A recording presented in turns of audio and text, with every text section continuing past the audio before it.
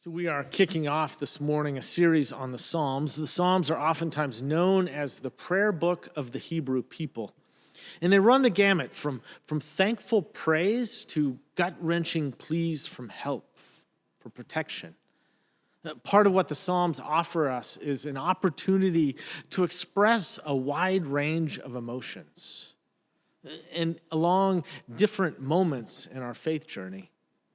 At the heart of these expressions, from our most elated praise to our deepest lament, is this theme that runs through that God is holding our lives.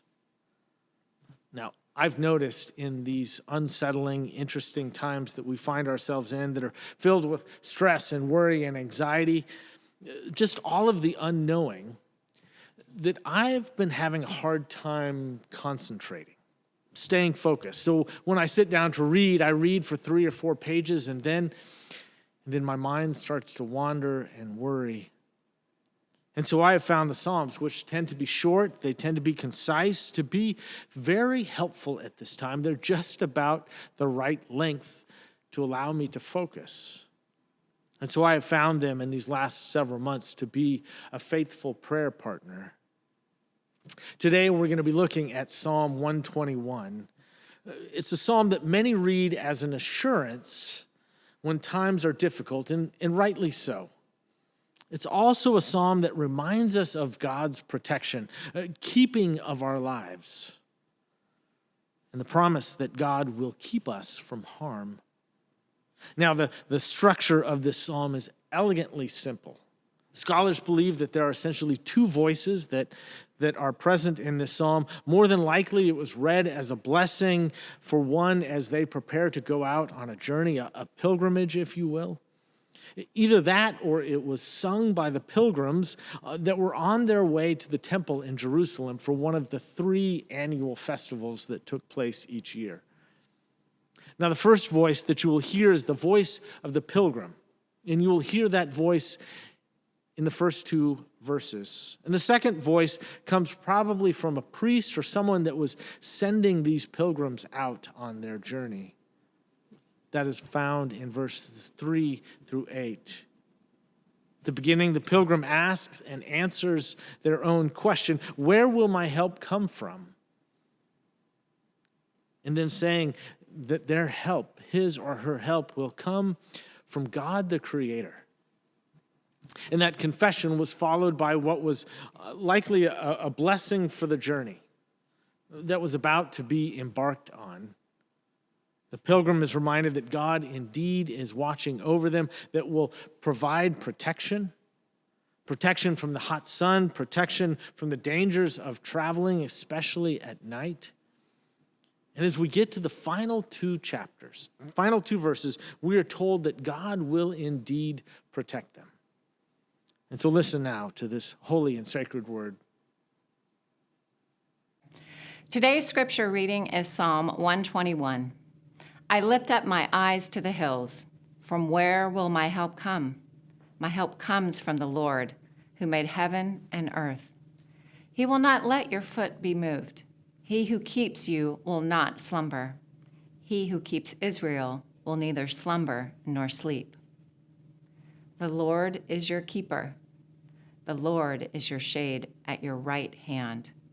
The sun shall not strike you by day, nor moon by night. The Lord will keep you from all evil. He will keep your life. The Lord will keep your going out and your coming in, from this time on and forevermore. The word of God for the people of God. Thanks be to God.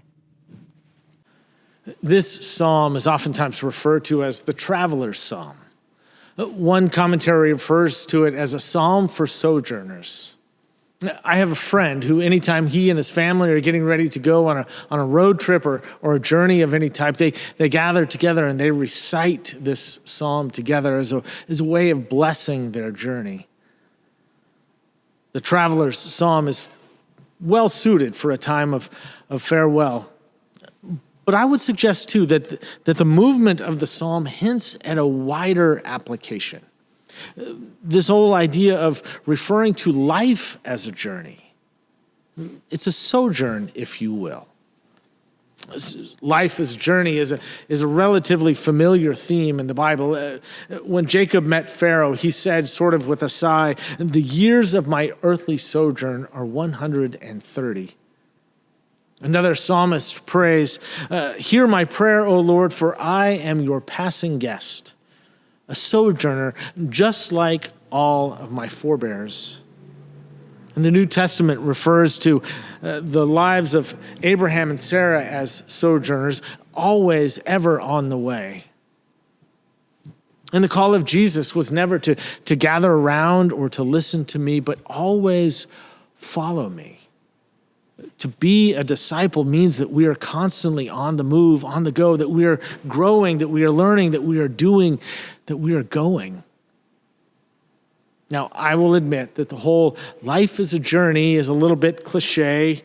This whole idea of us always on the way, even if it's true.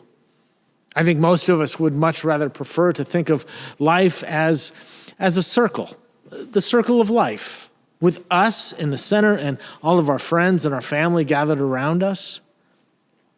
But that's not always how it works, is it? We are always on some sort of a journey. Oftentimes it's a more personal or more developmental type of journey, like becoming a parent, sending your kids off to college, going back to school, taking a new job, trying to figure out what God would have us do with our life. And some of our journeying is to discover a new normal after a loss, whether it be the loss of a loved one, a job, a marriage, some sort of disruption. We know about disruption, don't we? We are all on that journey these days, are we not?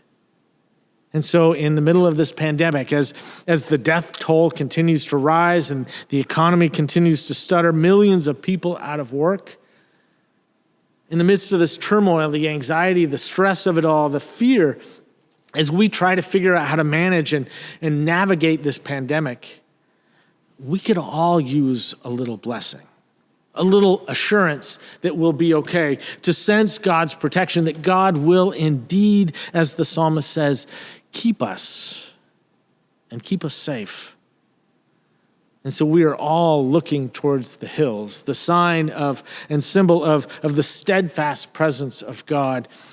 We're all looking to the hills for some sort of reassurance. And so we are all asking in some way, shape, or form, either out loud or privately in our prayers, where will our help come from? I think a big reason that this time is so difficult is that we don't know how this ends. That we don't have an end point.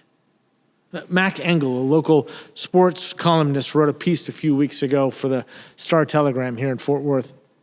The piece was about college football, but it had wider applications. It was bigger than that. And the metaphor that he used was when he talked about how when explorer Robert Falcon Scott made his bid to become the first ever person to reach the South Pole back in 1910, that he and his team of sled dogs trekked over ice and snow for days and weeks. But while the South Pole is a point, it's not really a place that you can see on the horizon. That part of the world is pretty barren, as you can imagine, miles and miles of nothing on the horizon. And so after a couple of days, when the journey continued towards this empty horizon, with no visible point of destination, the dogs became unmotivated, listless. They just didn't run as fast as they could. They lost interest in doing the one thing that they were created to do. Engel's point, and I totally agree, is that we are currently all sled dogs on this expedition through the COVID-19 endless terrain that we find ourselves in. That we are currently pulling a sled in the fog towards this speck on the horizon that we can't see. The truth is that anyone who tells you that they know how this ends, that this is the destination, they're not being honest. Because even the experts are making expert-educated guesses at best. And it's hard to make a journey when you don't have a destination. There are elements about this moment that no one knows where we're headed. And at first, it looked like this was just going to be an extended spring break, that things were going to get back to normal relatively soon. We said things like, when this is all over, and now here we are 5-6 months into it. And August is starting to feel a whole lot like April. It's just a whole lot harder. The truth is, no one really knows ultimately what the rest of 2020 looks like. Nobody has any idea what 2021 will look like, when we'll get back to some sort of normalcy. And so we are just sort of trudging along, pulling our sled towards this point on the horizon that we just can't see. Part of my job as the senior minister of this congregation is to be able to look towards the future and to speak a prophetic word, to cast a vision about where we are headed as a community of faith. And then help us, lead us, work together as a congregation to make that future become a reality. But if I'm honest, I am as unnerved as anybody. I'm not sure where this road takes us any more than you or anyone else does.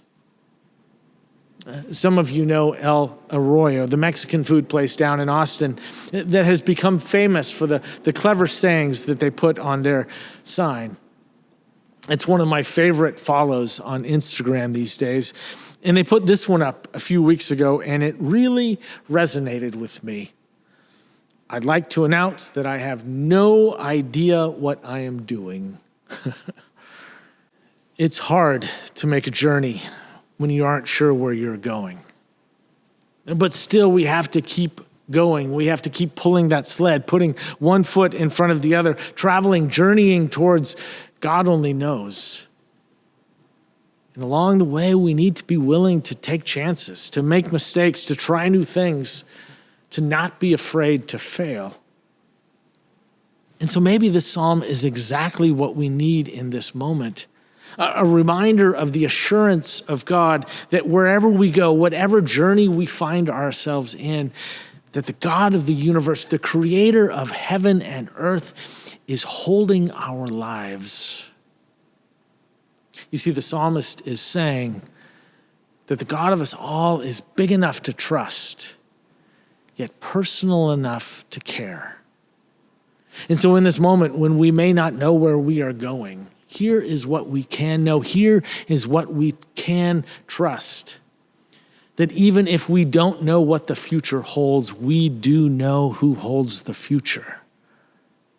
And so friends, as you go about the journey that you are on, may God keep your foot from slipping. And may he not slumber nor sleep. And may you make room in your journey for the protection and the Spirit of God to be more easily known in your life. And may you trust the one who is trustworthy and faithful. And may you be blessed by the goodness and the grace of God, who loves us all and is holding our lives. Amen.